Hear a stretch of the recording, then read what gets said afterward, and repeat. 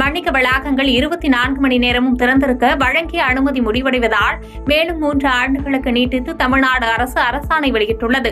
செங்கல்பட்டு மாவட்டம் மதுராந்தகத்தில் கடந்த 5ஆம் தேதி நடைபெற்ற வணிகர் சங்கங்களின் பேரமைப்பு மாநாட்டில் கலந்து கொண்ட முதலமைச்சர் மு க ஸ்டாலின், கடைகள் மற்றும் வணிக வளாகங்கள் 24 மணி நேரமும் திறந்திருக்க அனுமதி வழங்கிய அரசாணை ஜூன் 4ஆம் தேதியுடன் முடிவடைவதால் மேலும் 3 ஆண்டுகளுக்கு அனுமதி நீட்டிக்கப்படும் என அறிவித்திருந்தார்.